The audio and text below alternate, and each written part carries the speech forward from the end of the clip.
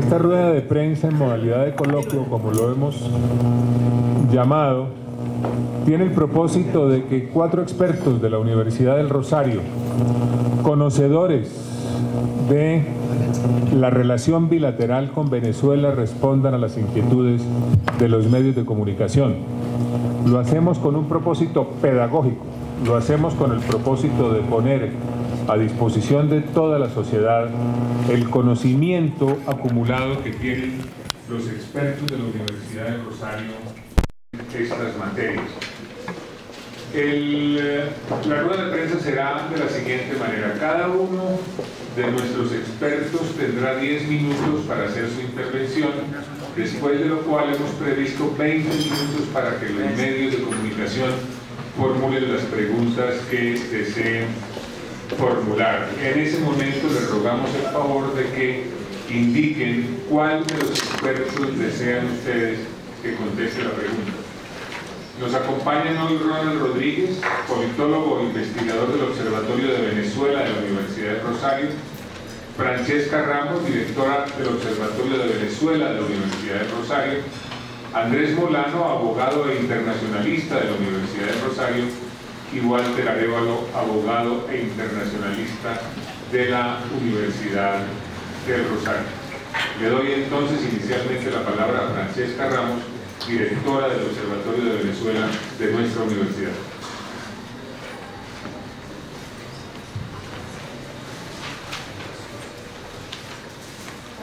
Gracias.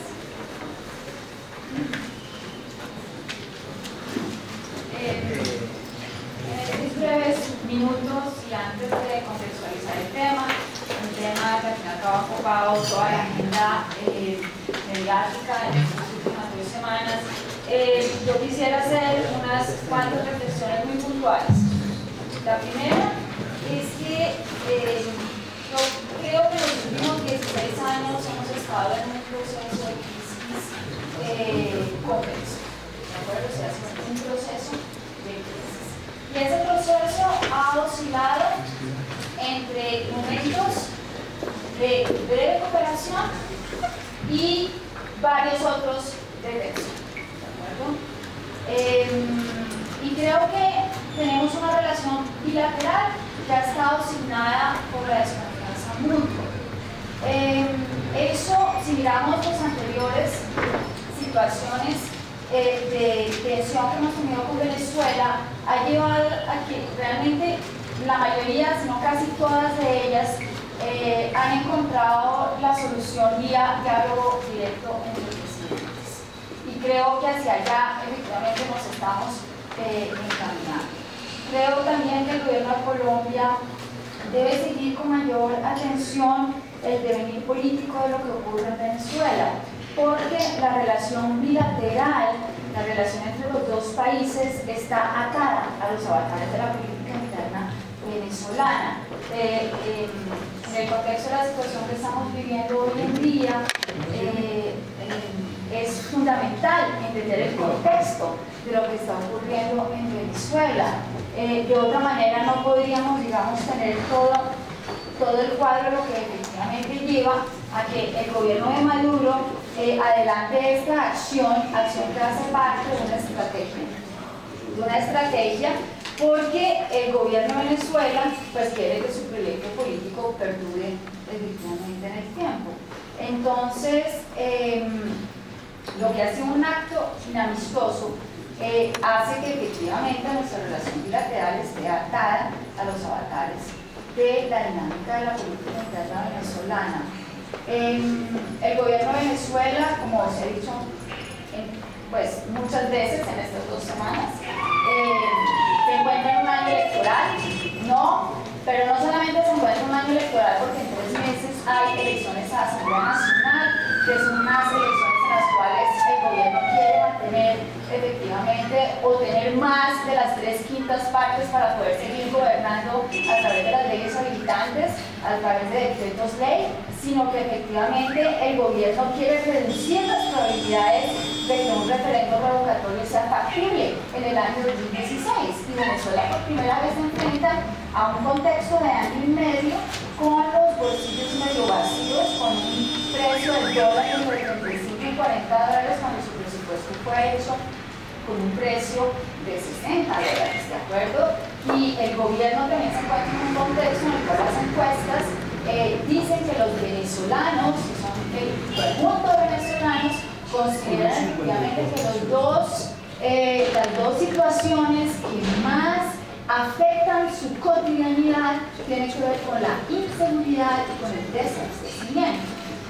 Y el otro elemento que es importante, y porque digo que esto hace parte efectivamente de una estrategia, es que este tipo de acciones en la frontera, adelantar estas operaciones que involucran fuerzas policiales, militares y también civiles, ¿de acuerdo? En el mismo plan de desarrollo del gobierno actual de Venezuela está, digamos, plasmado que la frontera va a ser que las políticas de seguridad en la zona de frontera son las políticas prioritarias y que se va, digamos, a desarrollar de manera cívico-militar. Entonces, este tipo de acciones le permite al gobierno de Venezuela también tener un mayor control, ¿de acuerdo? Un mayor control de la zona. No nos olvidemos que el año pasado fue justamente en San Cristóbal, en el estado Táchira, ¿de acuerdo?, donde iniciaron las protestas que duraron 2 meses, que causaron 43 fallecidos, más de 2.000 detenidos, que terminaron con la entrega de uno de los líderes de la oposición de Teodoro López. Entonces es una zona, ¿de acuerdo?, que sin lugar a dudas el gobierno venezolano considera muy importante. Y estos dos elementos, inseguridad y desabastecimiento, tienen una dimensión mucho más compleja en la zona de frontera. Y tienen una dimensión mucho más compleja porque tenemos dos economías asimétricas que han hecho que en la zona de frontera no solamente actúen varios grupos armados de la ley, sino unos negocios ilícitos muy rentables, ¿de acuerdo?, que han generado una situación de un alto nivel de complejidad. Y ese alto nivel de complejidad lleva a que necesariamente ambos gobiernos, a pesar de todas sus diferencias, tengan que encontrar, digamos, vías para poder, o esquemas colaborativos para poder enfrentar amenazas que son transnacionales, ¿no? Y que no pueden resolverse solamente con actos unilaterales. Creo que el pálpito del presidente es correcto cuando dice que este tipo de situación se va a extender en el tiempo, justamente por el contexto al cual estamos haciendo referencia. A mí me llama mucho la atención las declaraciones de miembros del gobierno venezolano, donde ellos vienen efectivamente diciendo de manera repetitiva todos los días que el cierre de la frontera y la medida del estado de excepción están dando unos resultados positivos, a pesar de los costos que también les trae a ellos, porque ciudades como Ureña y San Cristóbal obviamente se ven, digamos, afectadas. Pero de manera sistemática el gobierno de Venezuela presenta esta situación con unos resultados positivos. Entonces esto hace que el gobierno esté mirando la frontera de una manera particular, como hasta ahora efectivamente no lo había visto. Luego ahí para dejar espacio. Muchas gracias, Francesca. A ver, en resumen, la directora del Observatorio de Venezuela de la Universidad se refiere a que la relación bilateral ha estado en un proceso de crisis durante muchos años, a que ello ha generado una inmensa desconfianza en los dos países. Se refiere a que las situaciones de dificultad que se han presentado han tendido a ser solucionadas mediante el diálogo directo entre presidentes. Sugieren que el gobierno esté muy atento a la evolución de la política interna en Venezuela. Señala que hay una estrategia de parte del gobierno de Maduro que tiene una connotación de índole política. Hace referencia a las implicaciones que tiene todo este proceso del año electoral y las dificultades que enfrentará en este año electoral el gobierno de Venezuela por la situación económica, por lo que reflejan en este momento las encuestas, por los asuntos de seguridad en la zona fronteriza que lo lleva a buscar un control de la zona, y resalta los elementos de inseguridad y desabastecimiento como dos asuntos que son un desafío para el gobierno de Venezuela, además de los negocios ilícitos, lo cual genera un mapa de inmensa complejidad y vaticina, pronostica, piensa que esta situación debe conducir a un encuentro entre los dos presidentes que dé lugar, por las particulares circunstancias de la relación bilateral, al diseño de un esquema colaborativo. Ese sería el resumen de la intervención de la directora del Observatorio de Venezuela de la Universidad. Le doy ahora la palabra a Ronald Rodríguez, politólogo e investigador del Observatorio de Venezuela de la Universidad del Rosario. Intentaré no repetirme con Francesca, a pesar de ser parte del Observatorio de Venezuela. En el Observatorio de Venezuela tenemos debates internos respecto a cómo vemos el problema, y en este caso creo que el problema ha tenido una mala lectura desde Colombia. No es solamente el problema entre Venezuela y el Estado colombiano, sino es un problema interno de Venezuela que se ha venido agudizando a lo largo de los últimos años, y en el cual el presidente Nicolás Maduro ha encontrado la fórmula para descargar esa responsabilidad en el Estado colombiano. Me explico. Algunos de ustedes recuerdan este tipo de instituciones o parainstituciones realmente que fue creando el gobierno venezolano supuestamente para defender la revolución bolivariana. Después del golpe de 2002, el presidente Hugo Chávez se dio cuenta que las fuerzas del orden, o digamos que las fuerzas, el aparato coercitivo del Estado, no le garantizaba su permanencia en el poder. Y desde ese momento empezó a alimentar, y algunos de ustedes han retratado básicamente ese ejercicio de cómo se alimentaban en las zonas populares a los llamados en ese momento círculos bolivarianos, milicia bolivariana, y hoy llamados colectivos bolivarianos. Esto lo hace el presidente Chávez con un claro propósito: defender la revolución bolivariana en momentos en los cuales él creía firmemente que podía haber una amenaza externa. Esto ha sido un proceso que inicia en el 2002 y que ha ido construyéndose a lo largo de este periodo en Venezuela, que en un momento se les cambió el nombre de círculos bolivarianos por el de colectivos, y en el marco de los colectivos muchos encontraron una especie de ocultamiento para labores ilegales. En las barriadas era muchísimo más fácil ponerse la franela roja y así evitar la acción de las autoridades.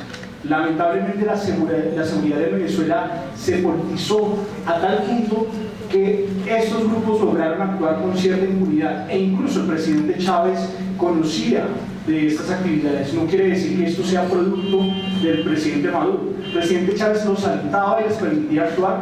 Incluso podemos recordar, y ustedes muy seguramente lo recuerdan, algunos episodios con el colectivo La Piedrita, con Lina Ronda, una de las líderes de esos colectivos que en algunos momentos era reconvenida por el presidente Chávez, pero que se les permitía actuar e incluso hostigar a la oposición. En ese momento jugaban a hostigar a los medios de comunicación. Cuando Globovisión hacía parte o tenía una lógica cercana a los sectores opositores, como ustedes saben, Globovisión hoy simpatiza con los sectores de gobierno, pues se les permitía hostigarlos y atacarlos. Esto hace parte de una estrategia en la cual el presidente creía que se podía defender con ello. Recordemos que hace aproximadamente un año, un poco más, en febrero, el presidente Maduro se vio obligado por las circunstancias a utilizar ese plan elaborado por Chávez. Recordemos que en ese momento los que salieron a confrontar a la oposición no eran los sectores propiamente de la Guardia Nacional o del Ejército, sino que la primera línea de ataque la hicieron los colectivos.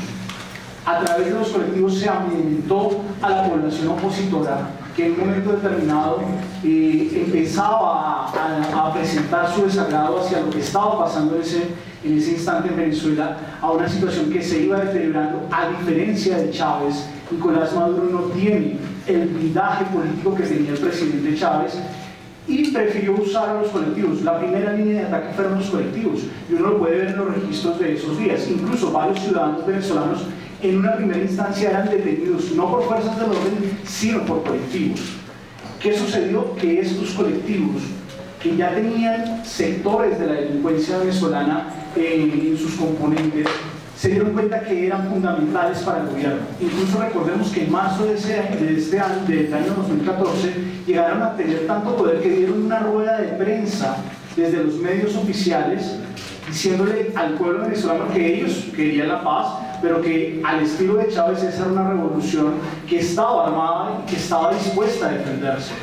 Son datos que resultan fundamentales a la hora de comprender lo que sucede hoy con Colombia. Porque ¿qué pasó desde ese momento? Los colectivos se notaron a sí mismos como un elemento de poder del presidente Nicolás Maduro y empezaron a presionar al presidente Nicolás Maduro. Cuando algunos sectores dentro del oficialismo se sintieron incómodos, sobre todo aquellos cercanos a la Fuerza Armada, y trataron de disminuir el margen de maniobra de estos grupos a través de acciones en las cuales, atendiendo a la justicia venezolana, se trataba de enfrentar la criminalidad, sobre todo delitos como el secuestro express en zonas populares de Caracas, se empezaron a dar confrontaciones entre las fuerzas del orden y los colectivos. Los colectivos reclamaron del gobierno que los defendiera y los protegiera. Sin embargo, la actuación del exministro Rodríguez Torres llevó a una confrontación entre fuerzas del orden y colectivos. Se les había soltado el bozal a los perros que iban a defender la revolución. Ahora lo tenían que volver a poner. El problema es que los colectivos ya no se dejaron, se dieron cuenta que eran un sector de poder. En este momento el gobierno venezolano tomó dos estrategias. Por un lado, retiró a Rodríguez Torres del poder, nombró a Freddy Bernal, que es un hombre cercano, recordemos que él fue alcalde de Caracas, un hombre cercano a la lógica de los colectivos, y les dio a entender que todo se había disminuido. Pero, sin embargo, un año después han empezado estas operaciones, las llamadas operaciones para rescatar al pueblo venezolano del Lampa, que sigue siendo el problema fundamental en Venezuela. El venezolano de a pie tiene los problemas de la economía, pero lo que lo tiene contra la pared, lo que le evita salir después de las 8 de la noche de su casa, es la delincuencia. E incluso el problema de la economía y la delincuencia se mezclan. Como no hay confianza en la economía, muchos venezolanos prefieren ahorrar en dólares con una moneda que pierde valor todos los días, y no ponen esto dentro del sistema financiero venezolano, sino que lo guardan, lo conservan en sus casas. Ello ha llevado a que la delincuencia, en lugar de disminuir, pues quiera ir por esos recursos de los venezolanos que no tienen confianza en su economía y que tienen que guardar su dinero en sus casas.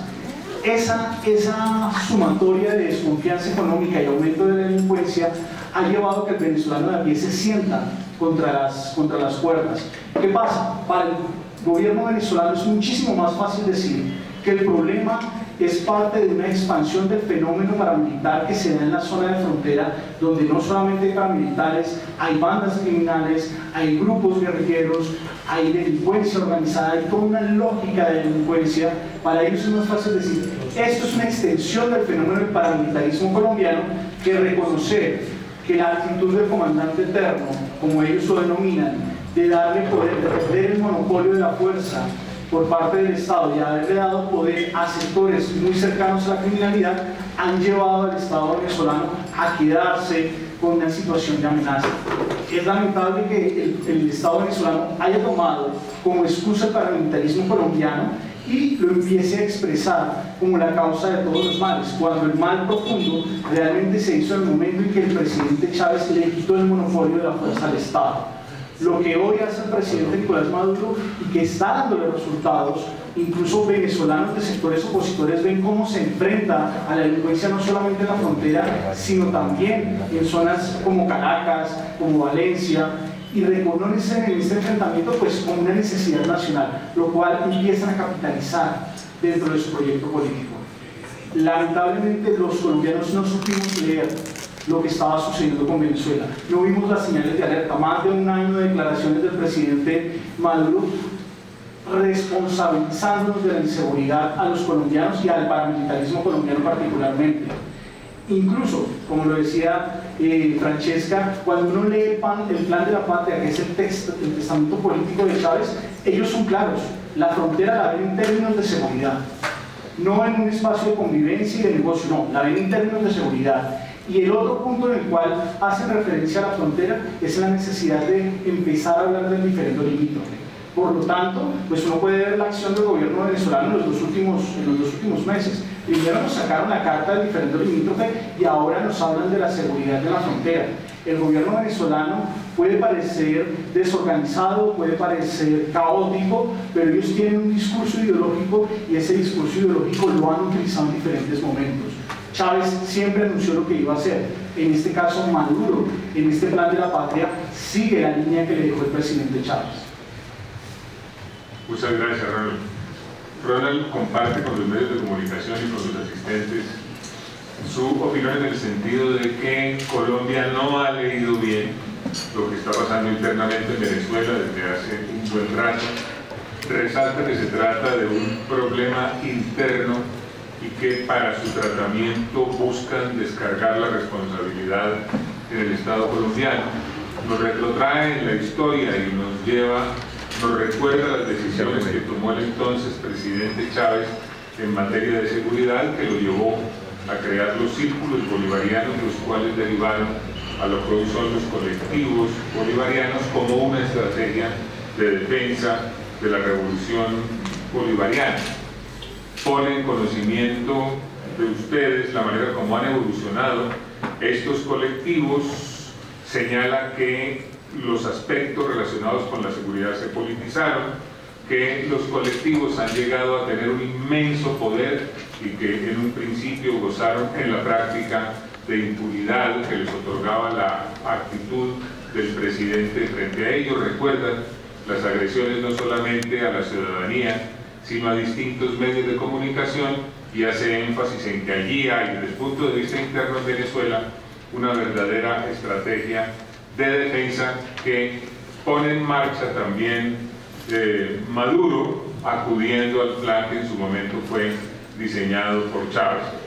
Sigue haciendo énfasis en lo que significan los colectivos en la etapa actual, y además hace referencia al papel de los colectivos relacionados con el poder y su condición de unidades para la defensa armada de la revolución. Al hacer también mención de los aspectos de la inseguridad en Venezuela, resalta que la desconfianza económica y la delincuencia son un desafío para el gobierno de Maduro, frente al cual a este le resulta más fácil sindicar al paramilitarismo colombiano de los males que padece internamente. Es muy importante resaltar la manera como concluye Ronald, señalando que no se leyó bien por parte de Colombia los anuncios en materia de seguridad que venía haciendo el gobierno de Maduro desde hace mucho tiempo, e indica que la frontera no la está viendo Venezuela como un espacio de cooperación y de trabajo conjunto, sino como un espacio de seguridad.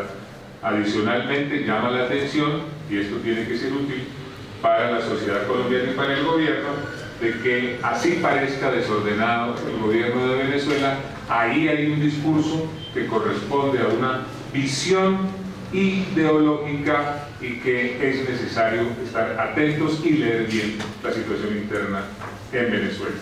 Ese es el resumen de la intervención de Ronald. Le doy la palabra ahora al profesor Andrés Molano.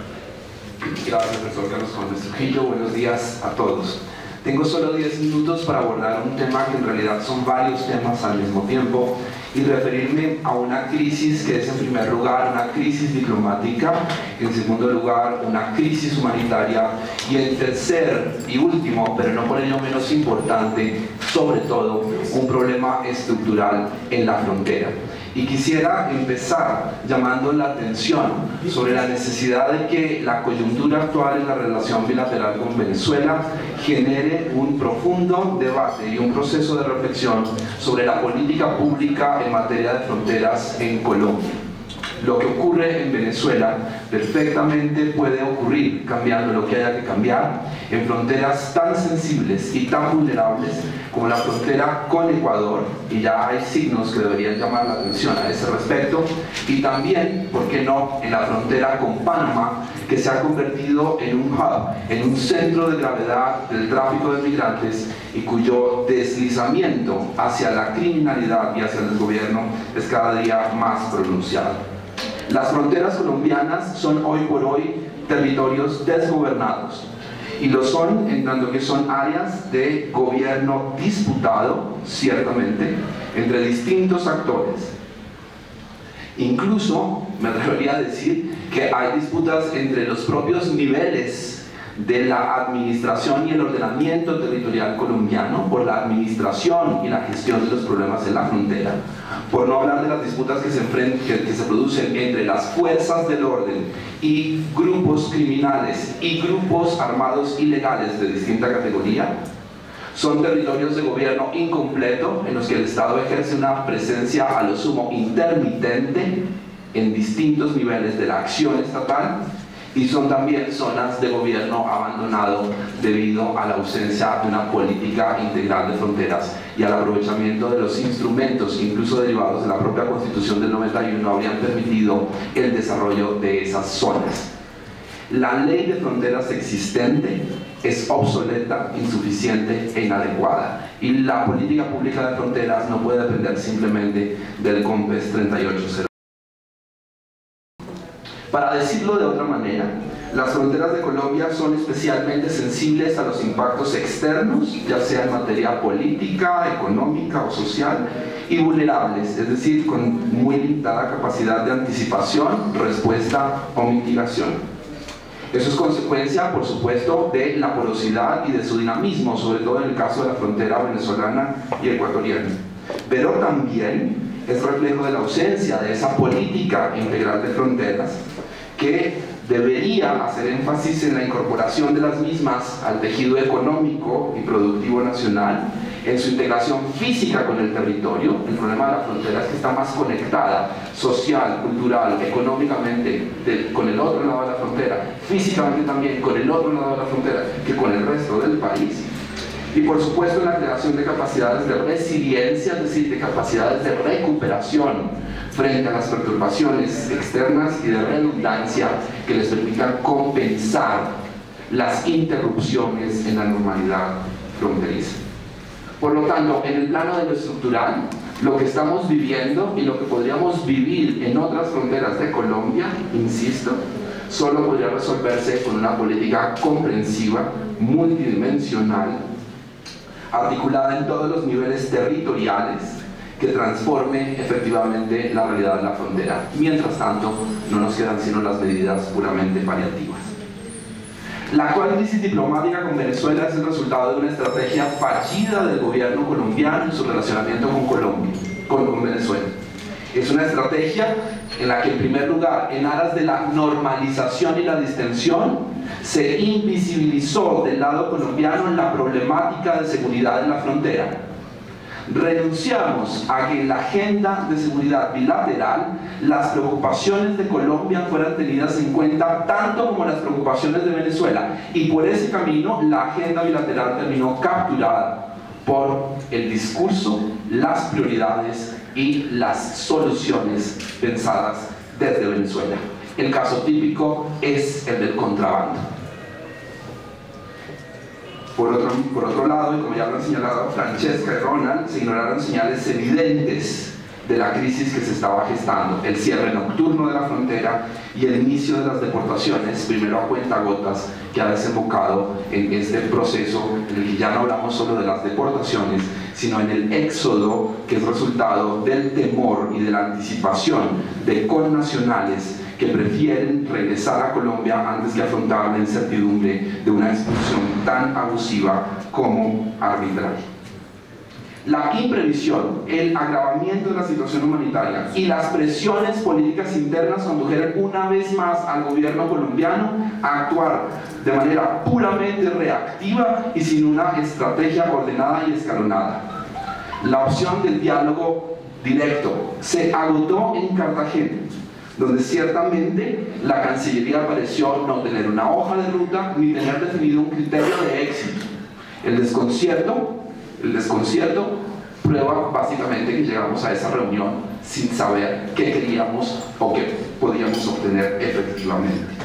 Posteriormente se agotaron en el mismo ejercicio político 3 opciones diplomáticas simultáneamente: el llamamiento a consultas del embajador, la opción de la OEA y la opción de UNASUR.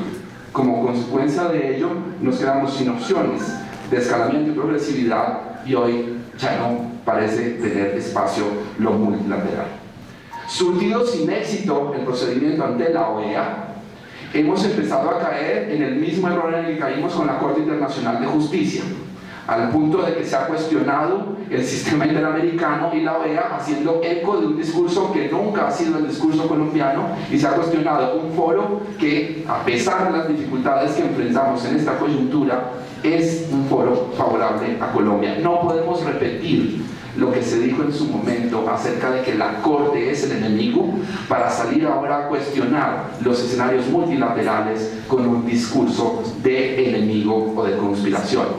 Sobre todo porque si bien llegamos a la OEA con la cuenta mínima de votos a favor, y por eso el grave daño que hizo el cambio sorpresivo de posición de Panamá y Haití, uno no va a una votación en la que requiere 18 votos con 19.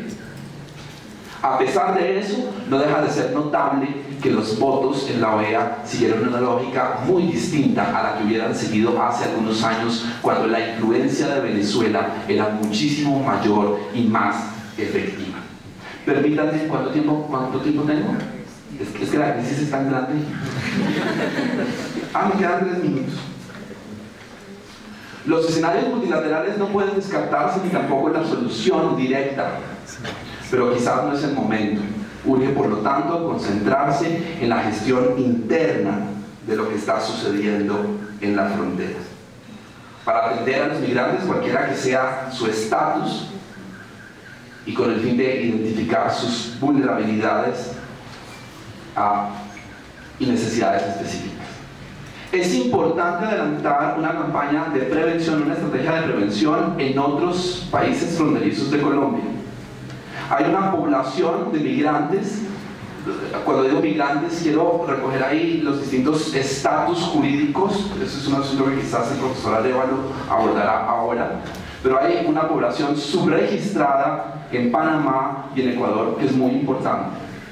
Crisis como la que se ha presentado en Venezuela podrían presentarse también en estos escenarios. Es necesario mejorar los registros ante ACNUR, mejorar los registros ante las propias autoridades locales. Hay instrumentos binacionales, por ejemplo con Ecuador, que permitirían adelantar ese procedimiento. Es necesario saber con exactitud cuántos colombianos están afuera, porque de lo contrario nos quedaremos sin armas precisas para desmentir la cifra esta de los 5 millones de colombianos en Venezuela, que incluyen no sé cuántas generaciones hacia atrás o hacia adelante. La Cancillería debe revisar cuidadosamente su estrategia de aproximación con el Caribe. Los riesgos que Colombia enfrenta en esa zona no son menores. Por supuesto, se refieren a la controversia no concluida con Nicaragua, y cuyo manejo posterior al fallo de noviembre de 2012 le representó a Colombia una erosión importante en su credibilidad internacional, en su relacionamiento con escenarios multilaterales y en su propia maniobrabilidad diplomática frente a Nicaragua. Pero además tenemos un horizonte preocupante en materia de explotación y conservación de recursos y de actividades ilícitas. Es necesario recuperar terreno en el Caribe, donde, por ejemplo, en Haití seguimos sin tener embajada porque se cerró en aras de un recorte presupuestal que nada logró sino dejar virtualmente desatendidos a los colombianos que viven en Haití, muchos de ellos presos en el sistema carcelario haitiano. No tengo necesidad de describirlo porque se lo imaginan, por razones de narcotráfico. En consonancia con lo anterior, en lugar de arremeter contra la OEA y cuestionarla, es necesario iniciar un proceso de socialización con todos estos estados que se abstuvieron, con el fin de preparar un escenario en el cual Colombia pueda volver a solicitar la reunión de la Junta de Cancilleres de la OEA.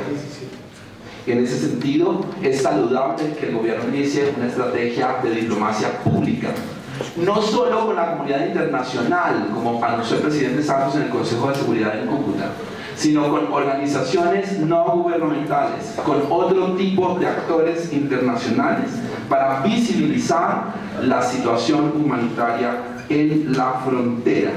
En una situación como la actual, el juicio de la opinión pública es tan importante como la acción diplomática intergubernamental, aunque ni lo uno ni lo otro resuelvan los problemas estructurales de la frontera. Permítanme añadir 3 últimas cosas. Las autoridades judiciales y policiales de Colombia deben intensificar sus esfuerzos para identificar, desarticular y sancionar las estructuras criminales que efectivamente operan en la frontera y cuyas víctimas son principalmente ciudadanos colombianos. En lugar de estar refiriéndose a la Corte Penal Internacional como si de una URI de la Fiscalía se tratara, en lugar de estar apelando a la Corte Penal Internacional, lo que no es sino una débil distracción en lo profundo, que no conducirá a nada efectivamente, que no resuelve los problemas de la frontera, que introduce una externalidad inmanejable. En lugar de hacer eso, deberíamos intensificar nuestro esfuerzo por recuperar la gobernabilidad de nuestra propia frontera. Es nuestra debilidad la que le da argumentos y refuerza el discurso magnificado e hiperbólico del régimen venezolano. Es necesario fijar distancia frente a este régimen, frente a Venezuela, y dejar en claro que la relación se ha deteriorado y las cosas no son como antes. Bueno, no, yo creo que me pasé. Tengo más cosas que decir, pero no hay más. Bueno, pero termine, profesor, termine, por favor.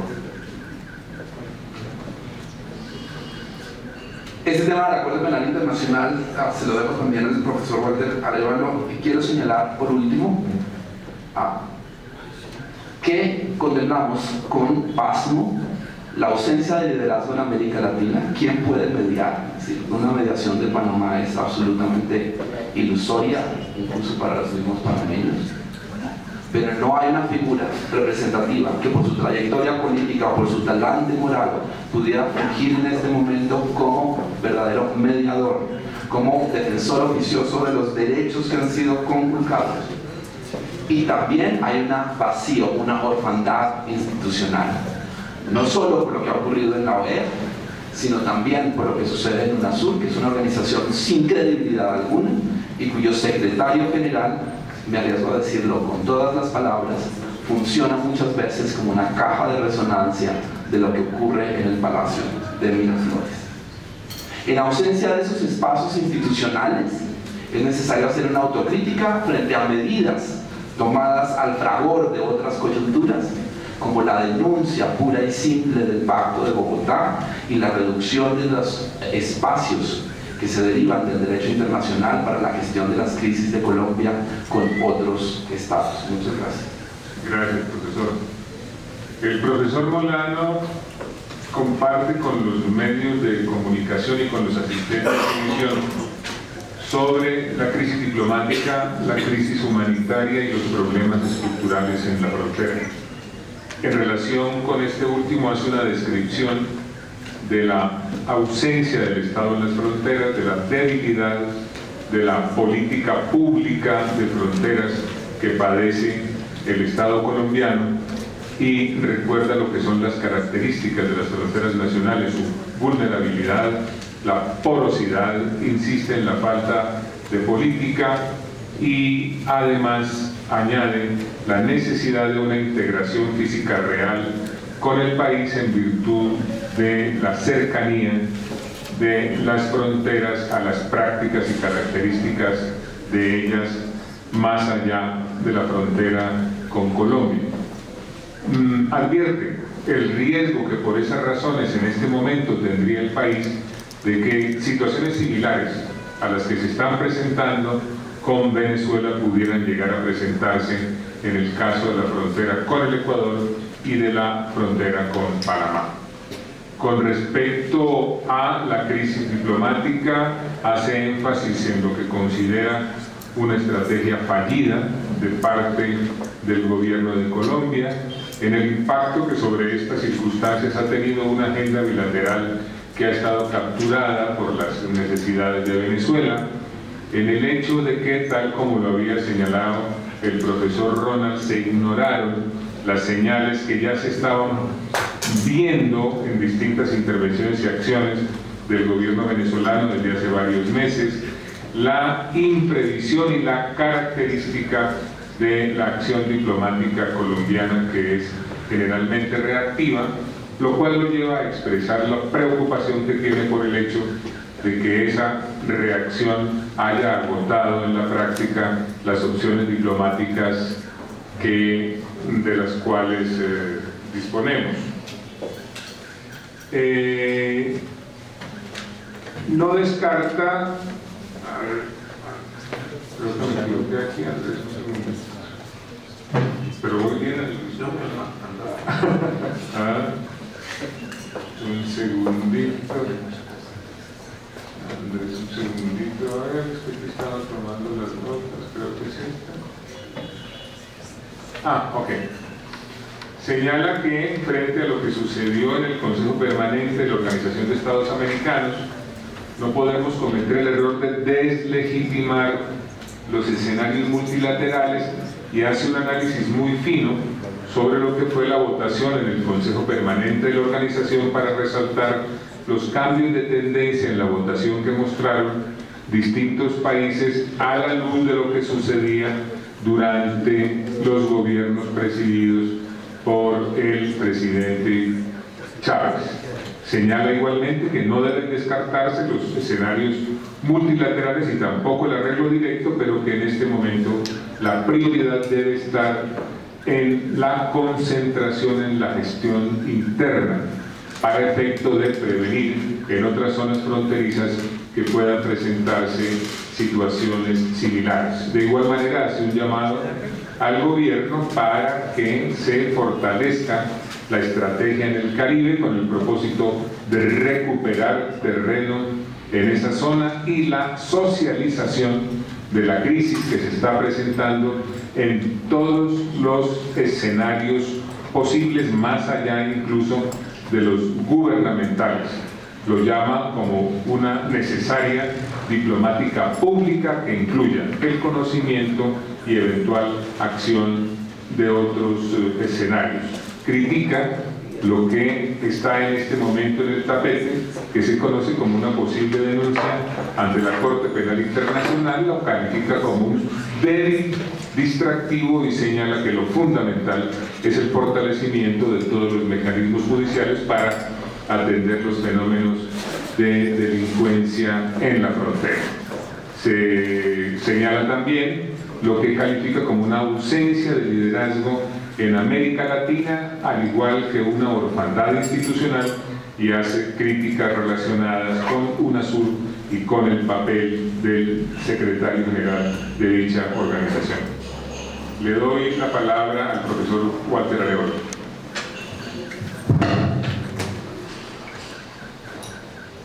Buenos días a todos, muchísimas gracias a los panelistas y al doctor Carlos Holmes Trujillo. Creo que nos han dado en gran medida el qué hacer. Yo simplemente quiero hacer algunas acotaciones acerca del cómo, y quiero precisamente empezar o recoger la idea que nos presentaban de cómo visibilizar la crisis a título multilateral y cómo, digamos, llevar esta crisis y las vías de acción a los escenarios internacionales. En ese contexto, yo creo que lo que debe hacer el gobierno y lo que debe hacer la sociedad civil es empezar a construir distinciones acerca de lo que puede hacer Venezuela, de lo que no puede hacer, y dentro de lo que no puede hacer, que constituye verdaderas violaciones al derecho internacional. Para eso me parece que es necesario afinar el discurso si se quiere ir a Naciones Unidas, al Consejo de Seguridad, a ACNUR, al Comité de Derechos Humanos, a las instancias multilaterales que sean.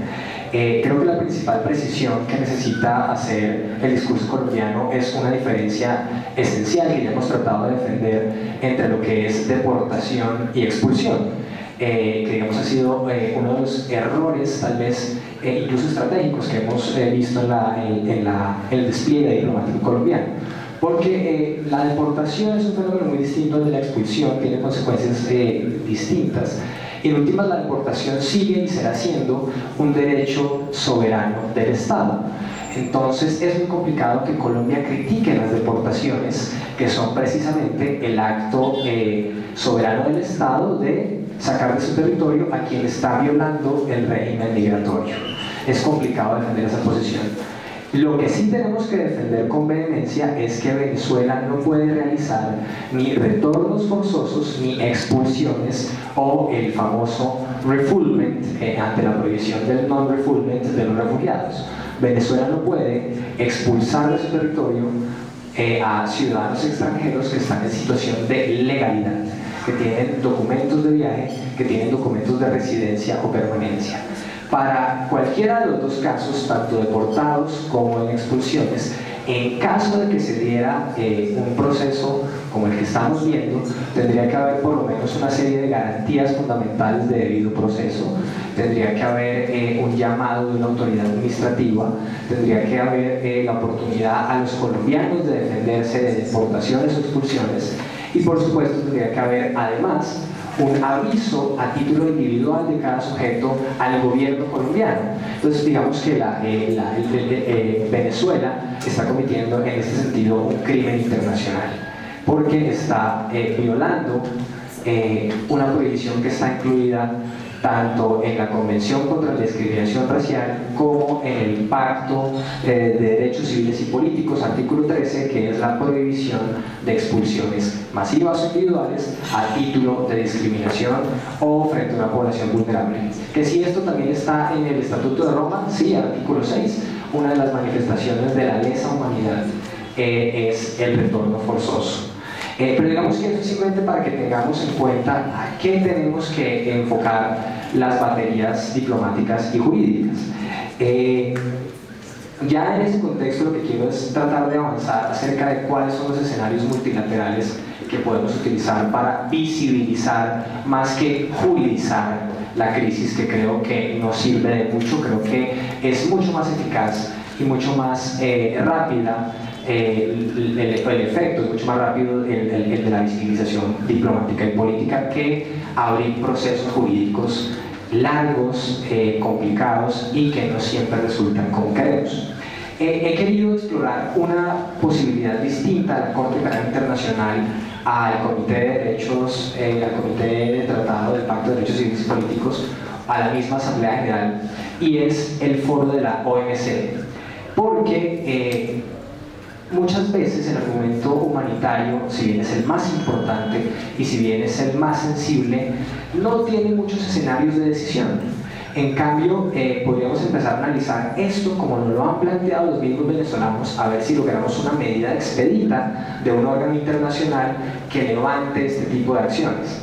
En la OMC podríamos plantear, por ejemplo, que uno de los efectos del cierre de la frontera es la construcción por parte de Venezuela de una barrera al comercio. Y así lo es, porque no solamente hay un bloqueo a los ciudadanos, sino a los bienes y los servicios.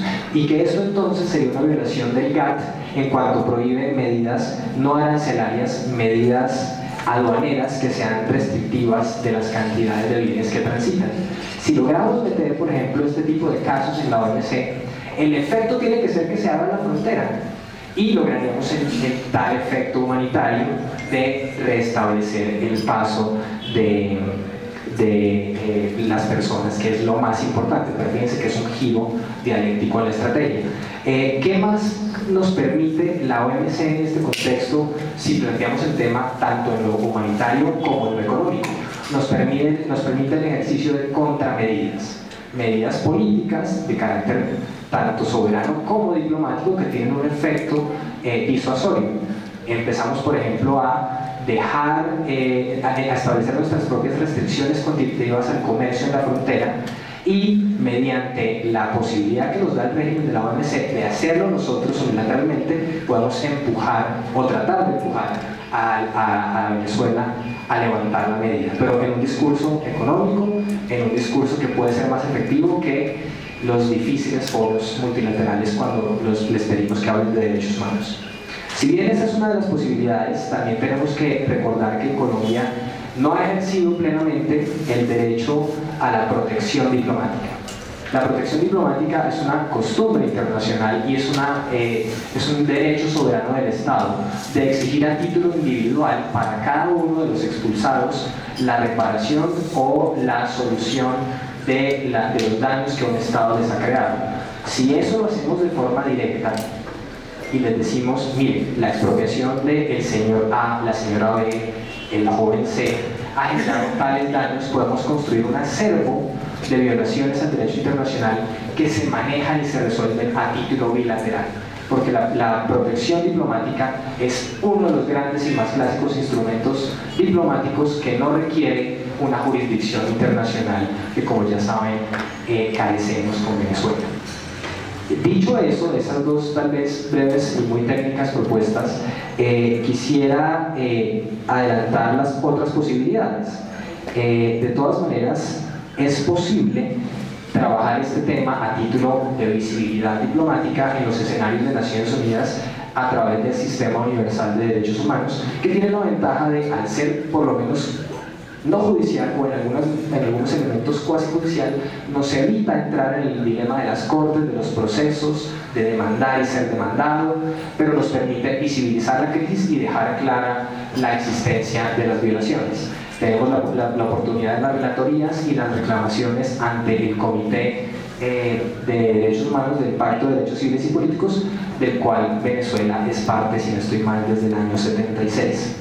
En cuanto a la Corte Penal Internacional, si bien les decía que Venezuela está ejerciendo unas conductas que son un crimen de derecho internacional humanitario en el sentido de la lesa humanidad dentro del retorno forzoso, creo que es inane realizar una demanda en el contexto del artículo 14 del Estatuto de Roma, cuando el Estado le pide a la Fiscalía de la Corte Penal Internacional que investigue un caso, pero creo que si bien eso tiene unos costos políticos y torpedea mucho las relaciones, como decía el profesor Molano, creo que sería muy interesante, por ejemplo, que ocurriera el camino contrario, que Colombia logre un ejercicio de diplomacia pública tan grande que la misma Fiscalía decida a motu propio, por virtud del artículo 13 y 15, realizar la investigación. Son dos mundos distintos y de pronto se podría tener algún efecto. Finalmente, quería insistir en que Colombia debe afinar el discurso en materia de refugiados, deportados y expulsados, porque será la única manera de, en todos estos foros, incluso Asamblea General, y si se quiere, Consejo de Seguridad, recordando que en el momento Chile, que votó a favor nuestro, Venezuela y España se encuentran como miembros no permanentes, si en esos foros queremos tener algún impacto, la reclamación debe estar presentada en los términos correctos y demostrando que el derecho en esta circunstancia nos da la razón. Muchas gracias. Gracias, profesor. El profesor toca en su sesión dos aspectos: el cómo avanzar y cuáles son los escenarios para visibilizar la crisis, no judicializarla, que es un concepto fuerza que ha emitido aquí el profesor Arevalo. La relación con el cómo, en primer lugar, afinar el discurso, es decir, impedir que se genere en la presentación de esta crisis la confusión que hay actualmente en el debate público entre deportación y expulsión, haciendo referencia a que lo que están haciendo las autoridades venezolanas es generando retornos forzosos y expulsiones, lo cual evidentemente es un crimen internacional. Con respecto a los escenarios posibles, el profesor Arevalo hace una propuesta bastante original. La verdad es que este tema no se ha tratado así en el curso de la crisis en ninguna parte, que sería acudir al foro de la Organización Mundial del Comercio. Por el impacto en materia de barreras comerciales que genera la acción del gobierno de Maduro, lo cual sería una violación del GATT y podría conducir entonces, por esa circunstancia, a que se abra nuevamente la frontera.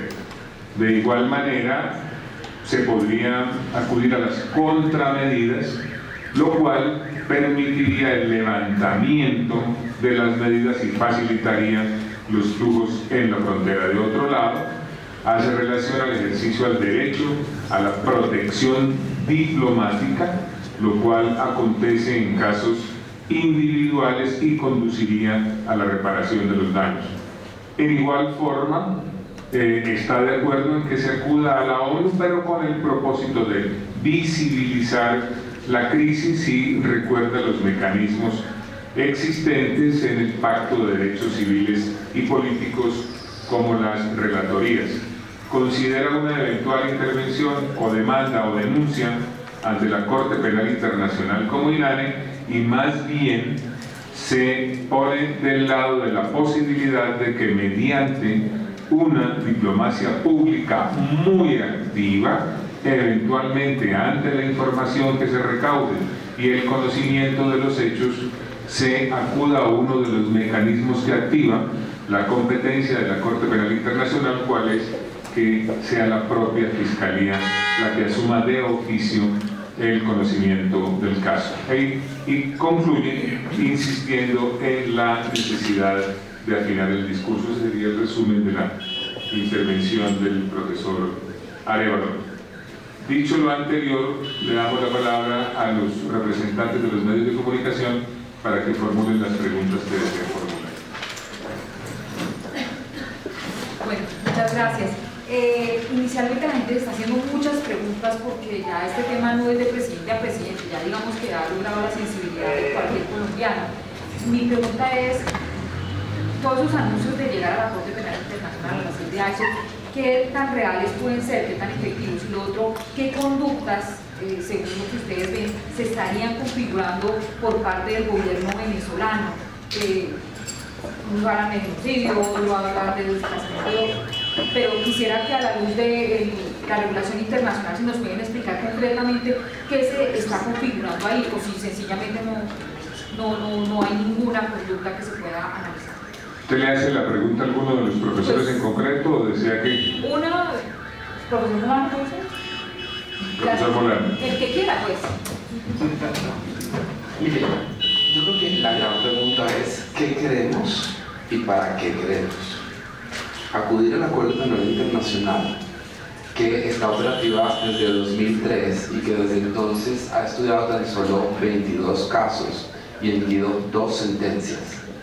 Ningún día mejor para hablar de esto que hoy, cuando se inicia el juicio a Bosco Garlanda. ¿Perdón? La Corte Penal Internacional está operativa desde 2003. Desde entonces ha analizado 22 casos que son distintos de las situaciones en las que interviene y ha proferido 2 sentencias. ¿No? Hoy mismo está comenzando un nuevo juicio a una persona de la República Democrática del Congo, Bosco Ntaganda, ¿no? Una cosa así, cuyo arresto fue ordenado en 2006 y se entregó voluntariamente en 2013, básicamente como una estrategia de defensa cuando había perdido sus posibilidades militares en la República Democrática del Congo.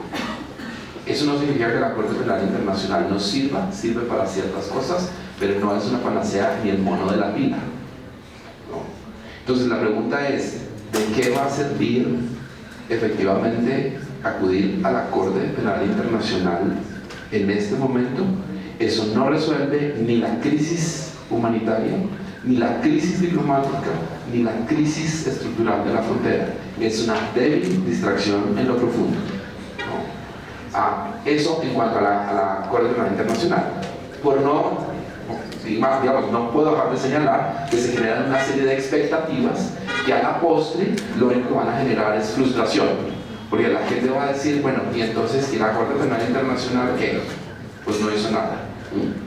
Por otro lado, la Corte Penal Internacional no investiga individuos concretos, no hay una puerta en la Haya que diga deposite su denuncia aquí y uno no llega ya con una carpeta a decir sí, buenas, vengo para lo de denunciar a Nicolás Pérez.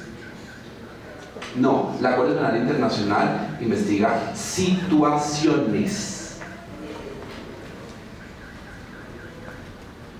Y quiero dejarlo simplemente formulado en términos de situaciones para decir que lo que hace la Corte es investigar una situación que no se refiere a personas concretas, sino a unos procesos, unos hechos, unas realidades que se han venido configurando. En ese sentido, la Corte Penal Internacional acaba siendo una externalidad que uno no controla. Y eso tiene ciertas implicaciones. En cuanto a la Comisión Interamericana de Derechos Humanos, no hay que olvidar que Venezuela denunció el Pacto de San José y en ese sentido está por fuera del sistema interamericano de derechos humanos. Por lo tanto, está fuera de la jurisdicción de la Corte Interamericana de Derechos Humanos. En ese escenario, aunque Venezuela, en tanto que miembro de la OEA y parte de la Carta de la OEA de 1948, sigue estando bajo, digámoslo así, la Comisión, los pronunciamientos de la Comisión no están llamados a tener la misma eficacia ni tienen la misma naturaleza que de los que tendría un pronunciamiento de la Comisión en el caso de que Venezuela perteneciera todavía al sistema interamericano de derechos humanos. No sé si eso aclara un poco más el panorama. Profesor Walter Arevalo. Perdón. Yo lo que les quiero responder es ¿dónde está la oposición venezolana? ¿Qué han visto ustedes de la oposición venezolana respaldando, apoyando de lleno, como lo ha hecho, digamos, de manera muy insistente, sectores como el Centro Democrático, sectores como el Partido Conservador, cuando han habido situaciones como la de los líderes detenidos en Venezuela? Me dicen que respondan a la mía y después siguen con la suya. Entonces, a su pregunta de cuáles son las conductas que uno podría considerar como violatorias por parte de Venezuela de distintos regímenes de derecho internacional. Primero, la violación del debido proceso a quienes ha deportado, una garantía que se encuentra tanto en el Pacto de Derechos Civiles y Políticos como en la Convención de los Refugiados. Segundo, la prohibición de la expulsión masiva o individual por razones de discriminación, también incluida en la Convención de Refugiados, haciendo claridad que Venezuela no es parte de ella, sino del protocolo adicional del 67, y es el artículo 13 del Pacto de Derechos Civiles y Políticos. En una medida adicional, desde el punto de vista comercial, si el cierre de la frontera implica una serie de barreras al comercio dentro de los acuerdos de Marrakech, el GATT, año 1947, estaría violando la prohibición del libre tránsito de personas, bienes y servicios, como también la prohibición del artículo 11 de las restricciones cuantitativas al comercio. Finalmente, dentro del punto de vista del Estatuto de Roma, estaría violando dentro del artículo 6 o tal vez constituyendo uno de los elementos típicos de la lesa humanidad, que es la prohibición del retorno forzoso. Serían varias de las circunstancias que nos ayudarían a presentar de manera dialéctica, de manera discursiva, una violación general de Venezuela al derecho internacional, como también lo sería la prohibición general de la expropiación que acompaña de los derechos de los extranjeros en territorio venezolano, como también el derecho al non-refoulement, que es el derecho de los refugiados a no ser retornados de manera forzosa al territorio del cual se refugien, porque esa es la tercera categoría: colombianos que se estaban refugiando de Colombia en Venezuela y los han devuelto. ¿Listo? Gracias. Francesca. Sí. Tu pregunta me parece muy importante. Creo que los gobiernos efectivamente deben aceptar sus responsabilidades. Yo creo que en la situación de frontera hay corresponsabilidades. Eso está muy claro, podríamos entrar a mirar cada una de ellas, pero hay corresponsabilidades. Por ejemplo, el gobierno de Venezuela considera que el gobierno de Colombia ha abandonado la frontera en materia de seguridad, ¿no? Pero el gobierno de Venezuela también. Recordemos que por mucho tiempo las gobernaciones del estado de Zulia y del estado de Táchira estuvieron en manos de la oposición, y por estar en manos de la oposición, el gobierno de Venezuela no les puso atención al tema de la seguridad, cuando desde hace ya un buen par de años hay información, estamos hablando de hace 3, 4, 5 años, hay información de todas las actividades que distintos grupos al margen de la ley estaban generando en la zona de frontera. Hay estudios que mostraban ya de manera dramática cómo el contrabando de gasolina era más rentable que el negocio de la cocaína, ¿no?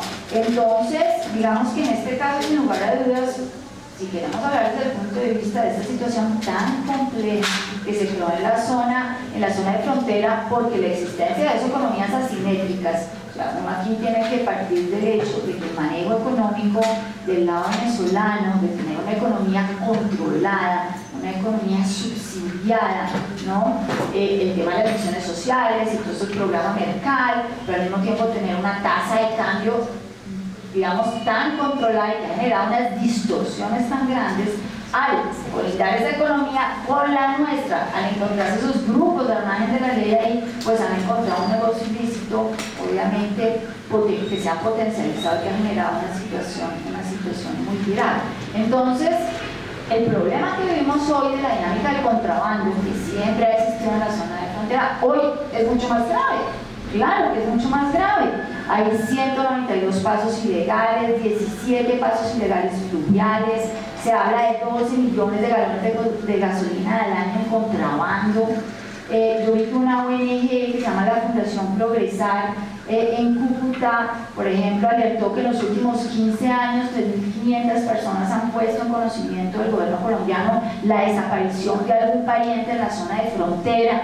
Yo no sé si ustedes han investigado, pero hay documentales, ¿no? O sea, que muestran ese mundo de la delincuencia y lo ilícito en la zona de frontera. Entonces, hace ya un buen tiempo se viene señalando que la frontera estaba destinada a convertirse en un dolor de cabeza en la relación bilateral, ¿no? Y hace un buen tiempo, digamos, estaba también, sobre todo ante la expectativa con la llegada del gobierno del presidente Santos de una relación que se estaba recomponiendo, ¿no? Se estaba también alertando de la necesidad de hacer de la frontera casi que el corazón de la relación entre los dos países. Entonces, creo que efectivamente hay unos elementos importantes de corresponsabilidad de ambos gobiernos. Le pongo otro dato, por ejemplo, para la corresponsabilidad que se toca al gobierno de Venezuela. Recordemos que cuando llegó el presidente Chávez a Venezuela, él sacó a la DEA. Y eso generó un problema muy serio porque el gobierno venezolano no estaba preparado, que acaba de llegar, para enfrentar la lucha efectivamente contra todo lo que era el narcotráfico, ¿no? Que es un actor sin lugar a dudas pues, que juega aquí una dinámica muy grande. Gracias, Francesca. Ronald desea referirse a la pregunta relacionada con la posición de la oposición venezolana frente a este episodio concreto.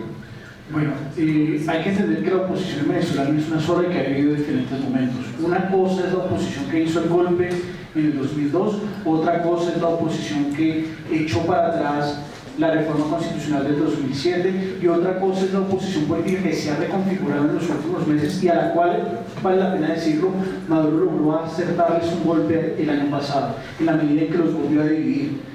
Con Capriles la oposición se había recomponido, había logrado sumar fuerzas por un proyecto político, había concentrado incluso una votación importante que llegó a disputarle la presidencia al presidente Nicolás Maduro, pero esa oposición se vio fragmentada por dos elementos. Uno, porque vieron la debilidad política de Maduro y creyeron que la salida era una alternativa, exigirle al presidente la renuncia, y por otro lado, lamentablemente, los líderes de la oposición, particularmente Ramón Guillermo Aveledo, fue puesto al margen del proceso opositor y esto significó una debilidad interna. A diferencia de Colombia, donde uno toma partidos entre buenos y malos, hay que tener claro que la oposición en Venezuela no es una sola, que va desde Bandera Roja, que es una fuerza partidista de izquierda radical, hasta Voluntad Popular, que es el partido de Leopoldo López, que tiene un discurso muy diferente, un discurso de mercado libre, que es muy diferente al discurso de Bandera Roja. Entonces, pedirles que actúen en unidad en este tema es muy difícil, y más porque dentro de la oposición, en un estado federal, se dan fuerzas partidistas que dominan en unos estados pero no en otros. Por eso, aquellos líderes de oposición que tienen presencia en la zona de frontera muy seguramente han empezado a expresar algo de simpatía hacia los colombianos, pero no así lo hacen los líderes que no tienen una relación cercana con la frontera. Y estas particularidades del sistema político tienen que ser entendidas para el caso venezolano, porque los colombianos solemos creer que como esta oposición, entonces todos en suma deben defender la postura colombiana, cuando muchos de ellos no lo van a hacer. Incluso, hay que decirlo, hay sectores venezolanos que ven esta confrontación contra la delincuencia que está haciendo el gobierno venezolano como positiva. Si el problema fundamental en Venezuela es la inseguridad y en este momento en Caracas se están llevando operaciones que detienen hasta 200 personas y que reportan hasta 22 fallecidos de parte de la delincuencia, pues ellos lo ven con buenos ojos. E incluso hay algunos sectores que dicen, esto el gobierno se tardó en hacerlo. Entonces, lo primero que hay que decir es, no, la oposición venezolana no es una sola y no se va a unar como lo suele hacer en el caso colombiano las fuerzas políticas. El sistema político venezolano es diferente al colombiano y no estamos hablando de un debate en el cual sean fuerzas democráticas interpretando la realidad nacional, sino estamos hablando de un proyecto socialista que pretende establecerse en el Estado y unas fuerzas democráticas que desde las pocas trincheras que tienen tratan de hacer la defensa, que en este momento tratan de hacer la defensa desde el Parlamento, tratando de volver a ganar la mayoría de los votos porque ya lo hicieron una vez. Lamentablemente para ellos eso no se representó en escaños, es decir, en puestos dentro de la Asamblea Nacional, y a eso están jugando. Si logran una votación importante en las próximas elecciones de diciembre, podrían llegar a animar a los venezolanos en un momento determinado a llamar a un referendo revocatorio, pero por el momento todo parece indicar que no es el momento para hacerlo. Tenemos tiempo para una pregunta más. ¿Quién desea formularla? Sí. Para Ronald. Sigue ahí. Sigue usted y luego concluimos con la pregunta del periodista del Tiempo. Quisiera preguntar la pregunta para Ronald. Nos hablaba usted de cómo la situación interna de Venezuela ha desembocado en esta serie de decisiones que al final están afectando la frontera con Colombia, pues porque son su vecino más cercano y con quien hemos tenido roces a través del tiempo. Pero quisiera preguntarle si esa situación interna de Venezuela puede llegar en un momento a afectar a la región completa, o simplemente es un problema que vamos a tener que lidiar nosotros por ser su vecino más cercano. De hecho, precisamente el elemento geográfico es fundamental, porque Venezuela, su única frontera viva es con Colombia.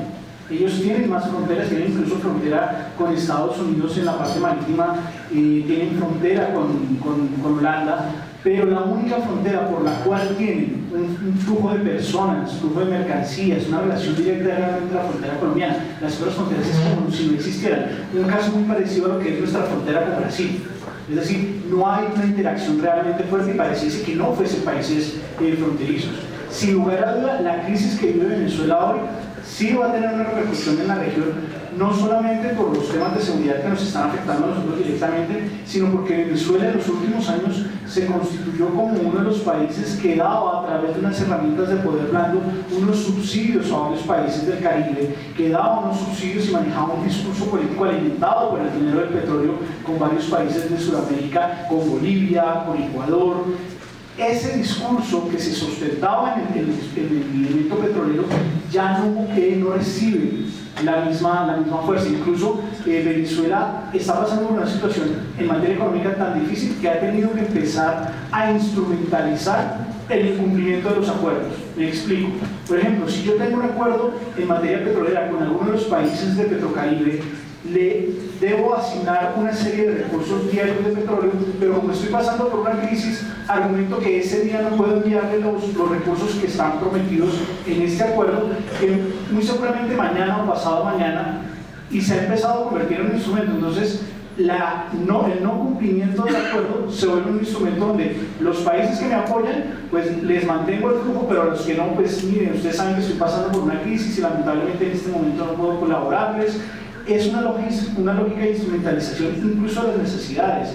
A mí me llama poderosamente la atención que, siendo Venezuela un país de migrantes, porque a los colombianos se nos olvida eso, Venezuela no tiene la misma estructura sociocultural que Colombia. Venezuela se construyó a partir de migrantes españoles, migrantes italianos, migrantes portugueses, donde nosotros somos la minoría más importante, pero donde la construcción sociocultural de Venezuela no hace que sea una nación unívoca. Llama la atención porque precisamente un ataque hacia Colombia, y realmente por el otro lado se puede ver la jugada política del gobierno venezolano. En este momento el gobierno venezolano está adelantando una serie de censos y está exigiéndole a los colombianos registrarse en una serie de listas, y todos sabemos lo que significa una lista en Venezuela.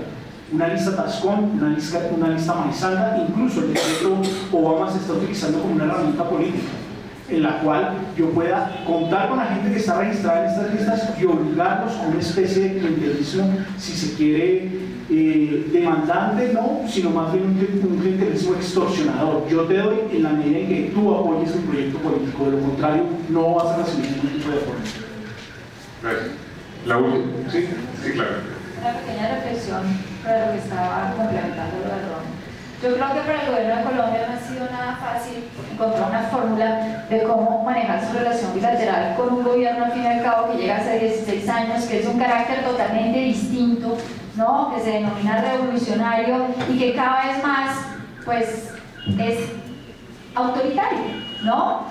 Y yo creo que de acá en adelante los gobiernos de Colombia van a tener, digamos, que ser conscientes y aprender, digamos, a manejar múltiples momentos y episodios de tensión que vamos a seguir teniendo. Episodios tipos Guerra Fría, por poner, digamos, de manera un poco mostrar esta relación efectivamente entre estos dos vecinos, pero que a pesar de esta situación tendremos que encontrar canales de cooperación justamente porque estamos vinculados por múltiples razones, pero principalmente por 2.219 kilómetros de frontera, ¿no? Muchas gracias, Francesca. El amigo del tiempo. Buenos días, Juan Carlos Cortés del periódico El Tiempo. Pues la pregunta para cualquiera, pues precisamente quería preguntar que, digamos, algunos sectores de la oposición, bueno, especialmente el Centro Democrático, insistían en que Venezuela debería suspender, o sea, ser como facilitador de ese proceso de paz que adelanta el gobierno colombiano en La Habana. Ustedes, desde el punto de vista como analistas, ¿cómo podrían hacer, digamos, este proceso de que Venezuela no sea garante del proceso de paz frente a la crisis que está afectando las dos naciones? ¿Quién desea responder la pregunta? Ronald, desea, Francesca. Mi posición es muy conocida, ¿no? Lo importante es la opinión de los académicos. Bueno, respecto al tema del papel que juega Colombia, Venezuela en el proceso de paz de Colombia, hay que llamar la atención que fue Venezuela el actor que permitió que las FARC se sentaran a negociar, que muy seguramente Venezuela quiere salir en la foto de la firma de los acuerdos. De hecho, yo creo que en este momento los que tenemos el sartén por el mango somos nosotros. No es que nosotros dependamos realmente de la participación de Venezuela en el proceso de paz, sino que Venezuela para este momento le quedaría muy mal. Sería muy mal visto que Venezuela pateara la mesa del proceso de paz colombiano. E incluso nosotros podríamos condicionar y usar la participación de Venezuela como una herramienta de presión para que Venezuela baje el tono y cambie el tipo de discurso que está emprendiendo contra Colombia.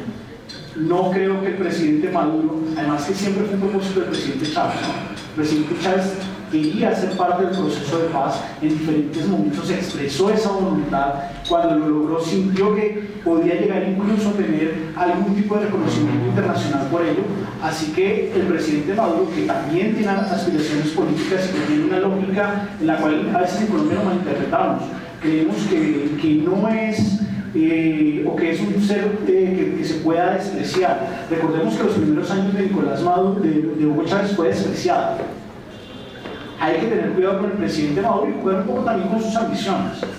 El caso colombiano ha cambiado, se ha modificado, ya no tenemos la dependencia hacia Venezuela, salvo que en algunas de las partes de las negociaciones que siguen siendo parte de esa lógica, incluso absolutamente comprensible y respetable, que no todo se puede publicar, sino que también hay negociaciones que se tienen que hacer, sobre todo para la lógica del posconflicto, dentro del marco de mesura, le hayan dado un papel fundamental a Venezuela, y esa sea la explicación para que en primer momento nuestro equipo diplomático no haya sido más fuerte.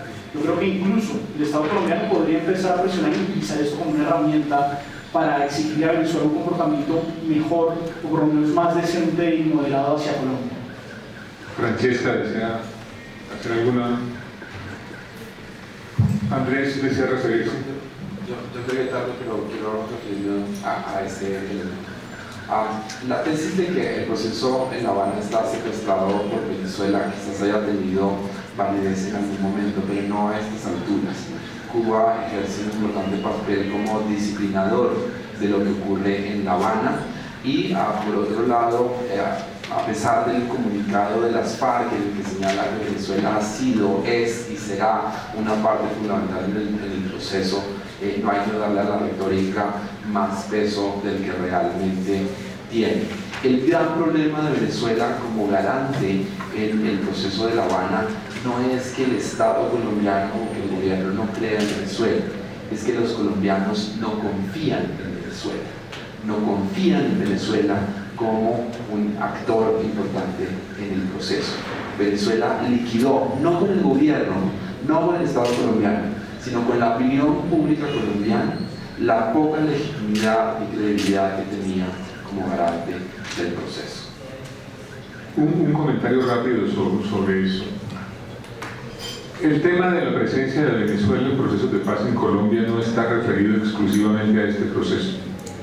De hecho, el Estado venezolano varias veces ha abierto la puerta para facilitar acercamientos entre los gobiernos colombianos que hacen ese esfuerzo y un grupo armado ilegal. Tengan ustedes presente, por ejemplo, que antes del episodio de Tlaxcala, esas conversaciones en el gobierno de Gaviria tuvieron lugar en Caracas. Entonces no es un gobierno en particular el que haya estado dispuesto a facilitar ese tipo de empeños de los gobiernos colombianos, sino el país como tal, el Estado venezolano. En segundo lugar, para analizar este asunto de la presencia o no de Venezuela, en las conversaciones en La Habana hay que tener en cuenta la situación de opinión que está atravesando el proceso de paz en Cuba, el proceso de conversaciones en Cuba. Está en uno de los momentos más difíciles por el impacto que todavía se siente de los hechos de violencia que han generado las FARC simultáneamente con las conversaciones en La Habana. Eso tradicionalmente en Colombia, no es en este caso, tradicionalmente conduce a que la opinión pública abandone el apoyo que originalmente le da a esos procesos, se vuelva escéptica en una etapa y si las cosas continúan como van, llega una coyuntura en la cual la opinión pública le exige a los gobiernos de turno pararse de la mesa. Eso fue lo que le pasó al presidente Gaviria en Tlaxcala y eso fue lo que le pasó al presidente Pastrana en el caso del Caguán. En medio de esta coyuntura de incredulidad y de rechazo por las acciones violentas simultáneamente con las conversaciones, se presenta esta agresión a nuestros compatriotas en la frontera entre Colombia y Venezuela. Si ustedes miran los sondeos de opinión que se hacen en nuestro país, la figura de Maduro es una de las figuras que tiene los más altos niveles de rechazo. Si la memoria no me falla, están más o menos en el mismo nivel Maduro y las FARC. Si usted suma incredulidad en el proceso, escepticismo en el proceso, algunos elementos de rechazo al proceso por factores tradicionales, con la crisis humanitaria que se genera a raíz de la acción de Maduro y su presencia en el proceso de conversaciones de La Habana, llegará a la conclusión de que la continuidad de Venezuela, del gobierno de Maduro, en ese proceso alimenta una opinión pública que ya en esta etapa está mirando con mucho escepticismo y reitero, con algunos factores de rechazo, el proceso de conversaciones. Por eso es que distintos sectores han planteado la conveniencia de que el gobierno de Maduro deje de jugar un papel a cualquier título en el proceso de conversaciones en La Habana. Muchísimas gracias. Muy